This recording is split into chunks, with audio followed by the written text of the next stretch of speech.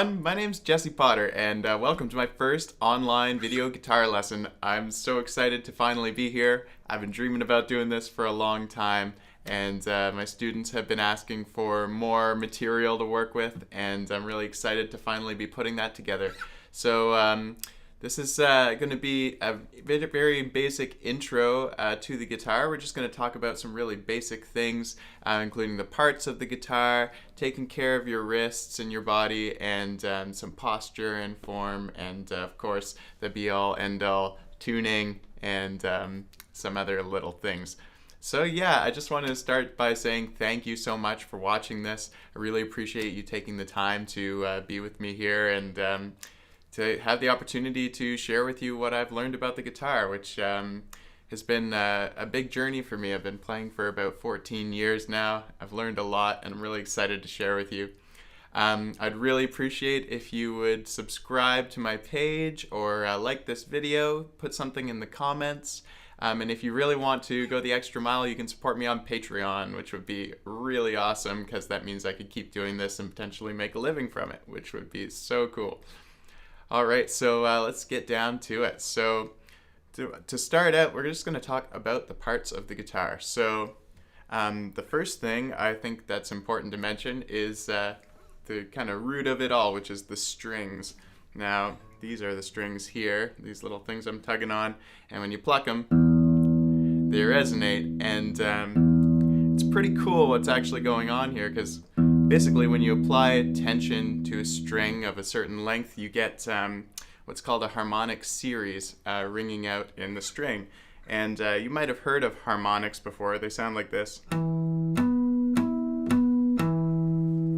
And when you play the string, you get a sound wave created by the actual string ringing out. But then at all these different intervals along the string, you also have the harmonics ringing out. And all of those sounds come together to make the sound of the string, which is pretty darn cool. And you can isolate those sounds by using a certain technique of playing the guitar, which I'll get to in a later video. So those are the strings, and it's that pulling on them and creating the tension that creates a certain note. So the tighter the string is, or the shorter the string is, the higher the note is going to be. Higher as in high like this. And if you were to reduce the tension, then you would go to low note like this.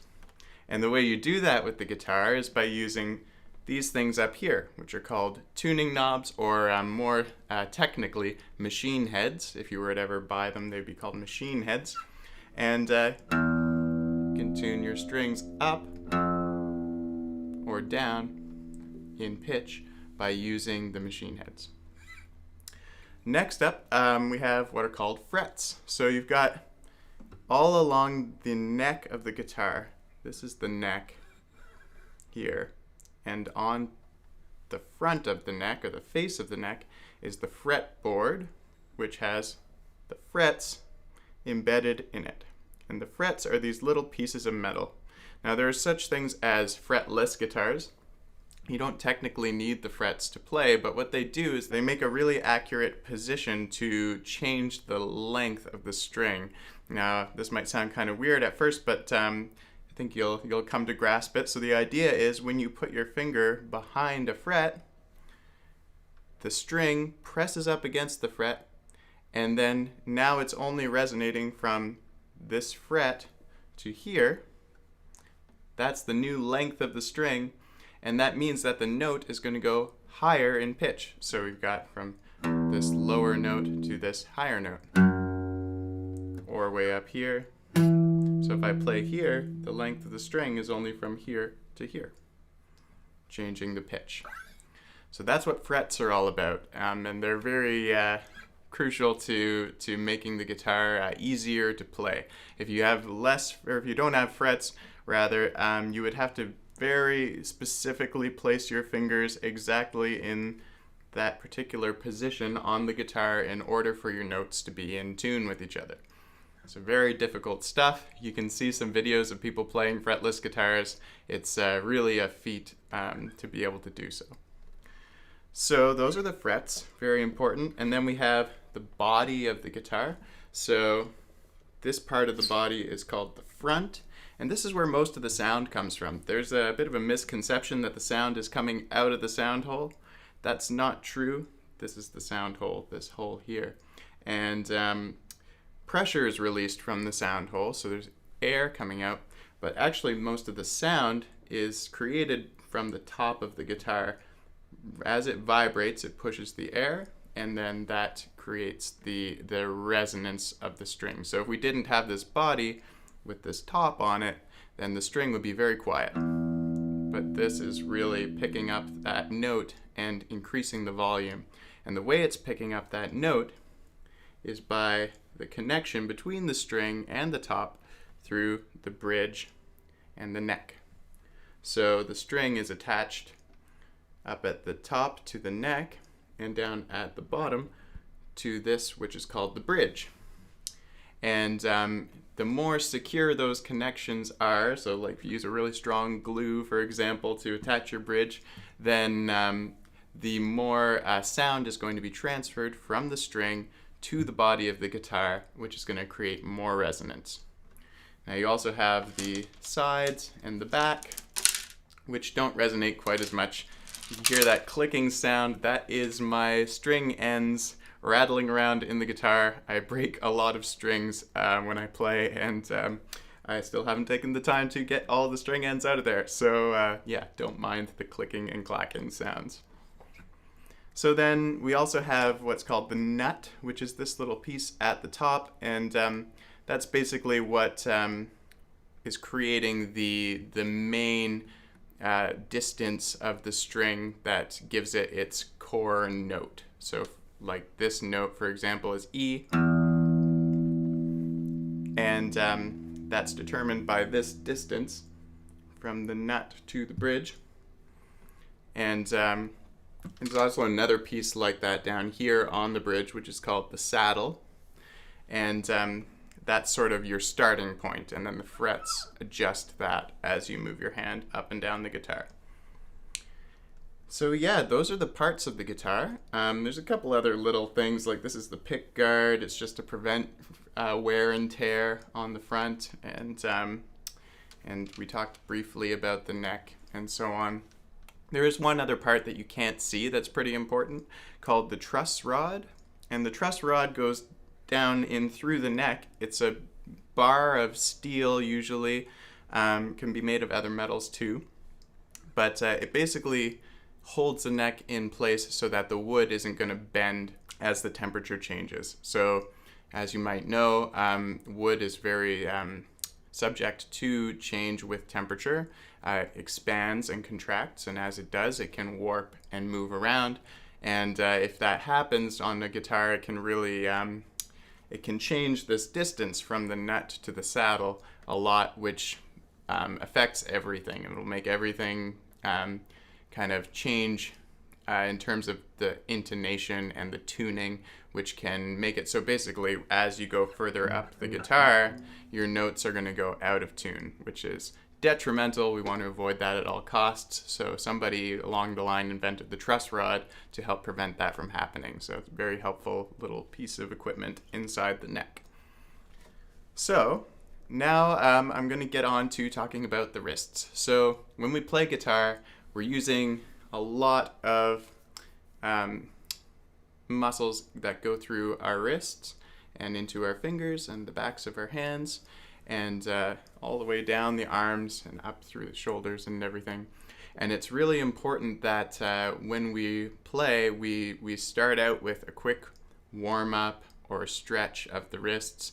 I'm not saying you're going to do this every time. It's, you know, it can get really frustrating if you feel like you are obligated to stretch every time you want to play. But the way I look at it is, anytime I'm like sitting down and watching TV, or if I'm waiting in line in the grocery store, or I have the feeling like I'm going to play guitar for a long time, then I'll take a minute to do some stretches and just warm up my wrists by rolling them out, stretching my fingers in and out, doing this one. I'm going to make a separate video that goes through a bunch of warm-up stretches, so keep your eyes peeled for that, and I'll put a link in this video once I get that up. So yes, wrist health is very important. You don't want to develop carpal tunnel syndrome, that's for sure. And I highly encourage you to take care of your wrists as you go. If you want to take a step even a little bit further, you could take glucosamine is a supplement. It's a nutrient that's found mostly in shellfish, but it helps promote healthy cartilage. And as you know, there's lots of cartilage in the hands and the wrists, so it's good to maintain really healthy cartilage as you go along playing. So we'll just talk a little bit about posture now. So there's a lot of different postures out there for playing the guitar, and I'll start out by mentioning the healthiest one, which sadly I don't do, but you know, as long as you maintain your wrists and everything, I feel like you can play the guitar in whatever way is comfortable for you. And if you take some guidance from other teachers out there, you might find there's a way that is more comfortable for you. So the one that you would learn in classical school is to hold the guitar kind of in the middle of your legs and get a little footstool for your left foot if you're right-handed. And you keep the neck up on a diagonal and play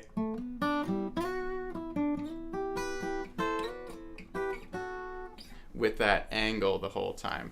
And that just lets you kind of have your hands a lot more relaxed and like this. The other way is to have it resting on your right thigh and to bring your hands in this kind of motion in front.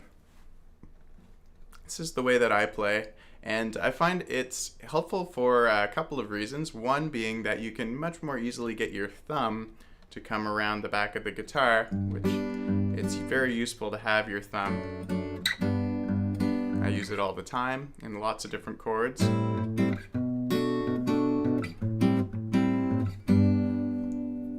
And also it's just, it doesn't require a stool, so it's a little easier to just pick up and play. And if you play standing up, this is the position you're going to end up in, because you're not, unless you adjust your strap just right, you won't be able to keep your guitar on that angle so well standing up. So it's a little more applicable for performances with a band, which is what I do. And I mean, I do performances solo too, but if you're playing with a band, you want to probably walk around the stage and interact with people and dance. And so yeah, I like to play like that. The next thing about posture is to remember to keep a nice curvature in your fingers and wrists and the back of your hands. So you don't want to be flattening out your hands. If you flatten out your fingers, you're going to create a lot of tension in the back of your wrist. Some advice I got somewhere along the way was to imagine you're holding an orange in your hand when you're playing. And I find that's a really helpful way to get that curvature happening in your fingers. So you want to try and arch them and use the tips of your fingers when you're pressing down on the frets of the guitar. The next thing I want to talk about is tuning, and I've got a little saying that I picked up at a festival a while back, which is tuning is a lot like aircraft maintenance. It's always worth the wait. And I really stick by that. I find like there is nothing more pleasing to the ear than a nice in-tune guitar. I'm going to make another video about how to tune and give some insight into some other tunings too, open tunings, and also 432 hertz, which is this sort of controversial alternate tuning that I don't know if I'd call it controversial, but it's interesting if you look at history when they changed standard tuning of the note A and everything that is related to it from 432 hertz to 440 hertz. If you're wondering what hertz are, hertz is basically the speed of the wavelength. So when you hit a note, it rings out at a certain number of hertz, and the lower the number, the lower the note. So this would be a higher hertz than this. So yeah, check out that video. I'm going to post a link in this video. You're going to continue with talking a little bit about the note names. So we talked about how frets work. So when you push down behind the fret, it shortens the length of the string. And in total, there are 11 notes. And when you get to the 12th one, it's the same as the first one, same name, but it's double the hertz. So it's a higher pitch, but the same note. And you can hear that probably. So if I play E, and then the 12th fret, which is the octave, you can hear they kind of sound the same. And then the 11 notes going up to that octave. So we're going to talk about those now, and just so you can get an idea of what all of the different names are, and so you can know also about what sharps and flats are. So we start out on this string, which is the E string. So this note, when we just play it without pushing down any frets, is E. And when we push down on the first fret, it goes up to F. So we're just going up through the alphabet. And then after F is F sharp. After F sharp is G. Then we have G sharp. And then A. So G is the point where it goes back to the start of the alphabet. Then A sharp. Then B, then C. So B does not have a sharp, neither does E. Then C sharp, then D, then D sharp, and then we come back to E again. So you can continually follow that pattern on any string. So for example, the next string is the A string. Then we play it without pressing down any frets. It's A, and then we would have A sharp, B, C, because B doesn't have a sharp, C sharp, D, D sharp, E, F, E doesn't have a sharp, F sharp, G, G sharp, and then we're back to A. Now, the music people out there who already know this stuff are probably wondering, why haven't you mentioned flats? So when I started out playing, I started with just learning about sharps, and I found it was helpful, reduced a lot of confusion. But just so you know, every note that is referred to as a sharp, like F sharp here, could also be referred to as a flat. So it would be G flat, so the note that comes after it with the word flat, or the note that comes before it with the word sharp. So it can be referred to as either of those names, F sharp or G flat. So if it was A sharp, it could be A sharp or B flat. Now I'm going to get down to the last order of business, which is naming the strings. So it's really good to know thoroughly what the names of the strings are so that we can refer to them when we're learning new techniques or new positions or whatever. Like you might hear me say, put your second finger on the third fret of the low E string. And you want to be able to quickly figure out what that means exactly. So the way you do that is by memorizing the names of the strings. Now there's two ways to look at it. We can call them by number. So this is the first string, the highest one, closest to your feet.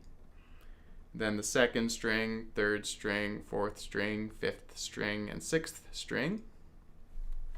But I prefer to call them by their note names.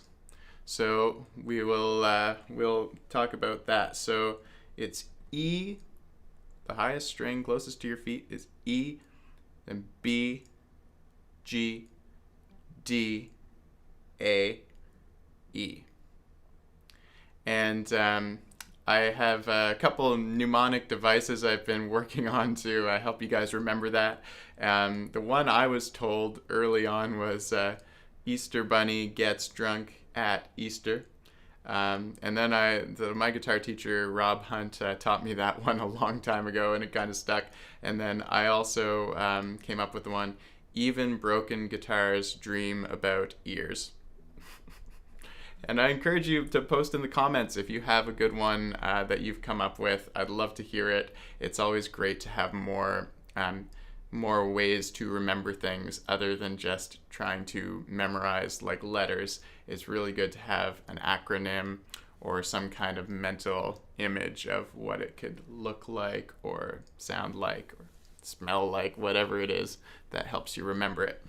There's one more thing I wanted to talk about that's going to be involved in the rest of these videos, and that is in terms of the terminology when we're talking about up, down, and low and high.